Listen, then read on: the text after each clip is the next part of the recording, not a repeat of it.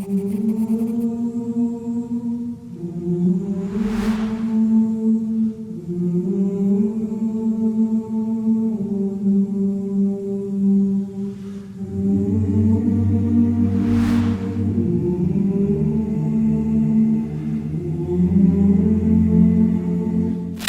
ربکم ادعونی استجب لکم۔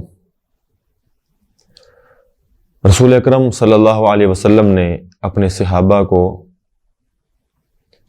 بنی اسرائیل کے 3 آدمیوں کا قصہ بیان فرمایا۔ بہت سبق آموز قصہ ہے، جو انسان مایوسیوں میں گر جاتے ہیں ان کو پر امید، پر عزم اور پر یقین کر دینے والا قصہ ہے۔ ہوتا یوں ہے کہ 3 آدمی سفر پہ جا رہے ہیں، پہاڑی راستہ ہے، نشیب و فراز ہیں، تو چلتے چلتے بارش شروع ہو جاتی ہے، طوفان شروع ہو جاتا ہے، تو اسی اثناء میں انہوں نے غار کا منہ کھولا دیکھا تو اس میں گھس گئے۔ گھسے ہی تھے کہ پہاڑ کے اوپر سے ایک بڑا پتھر لڑکتا ہوا آیا اور غار کے دہانے پہ آ گرا، غار کا منہ بند ہو گیا۔ اب تینوں پریشان ہو گئے کہ آسمان سے گرا کھجور میں اٹکا، کہ طوفان سے بچنے کے لیے غار میں آئے، اب غار کا دہانہ ہی بند ہو گیا۔ تدبیریں سوچی جانے لگیں کہ اب کیا کیا جائے، تو ذہن میں یہ بات آئی کہ اپنی کسی نیکی کا واسطہ دے کر اللہ رب العزت سے دعائیں کی جائیں۔ تو خیر تینوں نے اپنا اپنا نیک عمل پیش کیا۔ ان میں سے ایک آدمی نے اپنا عمل پیش کیا کہ اللہ تو جانتا ہے کہ ایک بار میں نے ایک غریب سے مزدوری کروائی تھی، مزدوری طے ہو چکی تھی، اجرت طے ہو چکی تھی۔ جب شام کا وقت ہوا، مزدوری کا وقت ختم ہوا، میں اس کو مزدوری دینے گیا، مزدوری لینے مجھ سے آیا، میں نے مزدوری دی، اس نے کہا کہ کام بہت زیادہ تھا، اجرت بہت کم ہے، کہ تھوڑے سے چاول تھے۔ تو میں نے کہا کہ بھائی میری تیری یہ مزدوری طے ہوئی تھی۔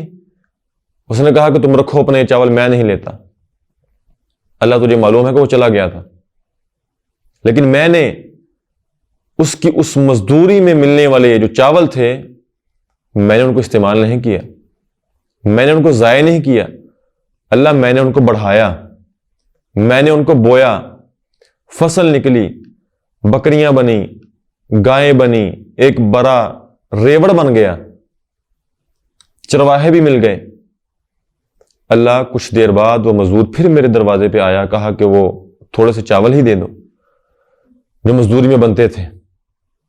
اللہ میں نے اسے اشارہ کر کے کہا تھا کہ یہ جو مال سارا کھڑا ہے، یہ جو جانور کھڑے ہیں، یہ جو مویشی کھڑے ہیں، یہ جو چرواہے کھڑے ہیں، سب کا سب تیرا ہے۔ اس نے کہا مذاق کیوں کرتے ہو؟ میں نے کہا مذاق نہیں، میں نے حقیقت اس کے سامنے کھول کے رکھ دی کہ سب تیرے چاولوں کی، تیرے اس مزدوری کی برکت ہے، یہ سب اسی کی پیداوار ہے۔ اللہ اگر میں نے یہ عمل تیری رضا کے لیے کیا تھا تو اس پتھر کو غار کے منہ سے پیچھے کر دے۔ وہ بھی آدمی دعا کی۔ دوسرا آدمی آیا، اس نے کہا اللہ تو جانتا ہے کہ میں بکریاں چراتا تھا، چرواہا تھا، ایک بار میں بکریوں کو لے کر بہت دور نکل گیا، رات ہو گئی، جب گھر میں آیا تو بچے منتظر تھے، تو اللہ میں نے بکریوں کا دودھ نکالا، میرے بچے مجھ سے مانگتے رہے، اللہ وہ میرے قدموں میں گر گئے، روتے رہے کہ ہمیں دے دیجئے، بھوک پیاس، لیکن اللہ تو جانتا ہے کہ میں ساری رات دودھ کا بڑا پیالہ لے کر اپنی والدہ کے سرہانے کھڑا رہا تھا۔ اللہ ماں سوئی تھی، اگر جگاتا تو آرام میں خلل آتا، یہ سوچ کے کھڑا رہا کہ رات کے کسی پہر ہو سکتا ہے کہ ماں کو جاگ آ جائے۔ اللہ ساری رات ماں کے پاس کھڑا رہا تھا، اللہ اگر یہ عمل تجھے پسند ہے، تیری رضا کے لیے تھا، تو اس مصیبت سے ہمیں نجات دے دے۔ تیسرا آدمی آیا، اس نے کہا کہ اللہ تو جانتا ہے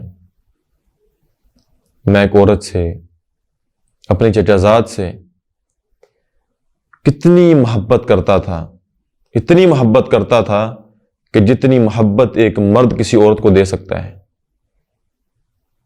اللہ میں نے اسے برائی کے لیے کہا، اس نے کہا کہ میرا کچھ مطالبہ ہے، کچھ رقم چاہیے۔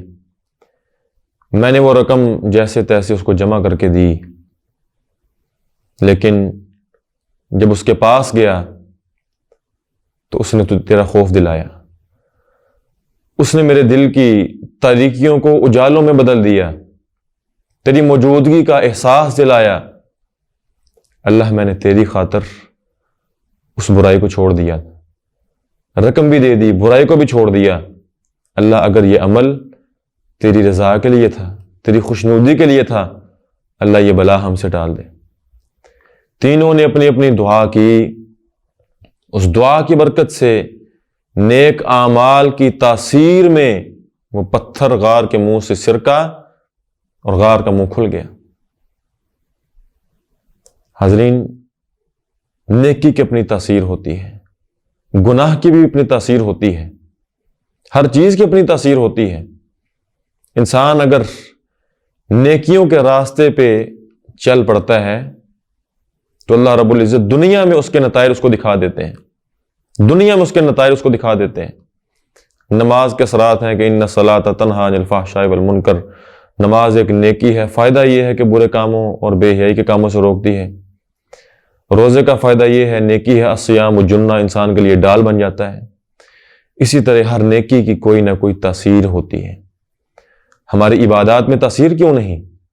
ہماری عبادات میں وہ اثر کیوں نہیں؟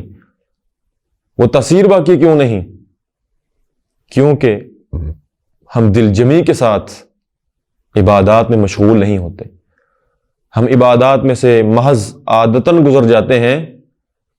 عبادت کا جو اصل تصور ہے وہ تصور ذہن نشین کر کے ہم عبادت کے لیے کھڑے نہیں ہوتے۔ اگر آج بھی ہماری عبادات کے اندر حقیقی روح پیدا ہو جائے تو ہمیں عبادات کی تاثیر ہمیں زندگیوں میں نظر آنی شروع ہو جائے گی۔ اللہ سے دعا ہے کہ اللہ تعالیٰ ہماری عبادات کو پر اثر، پر تاثیر اور پر مغز بنا دے۔ وما توفیقی الا باللہ۔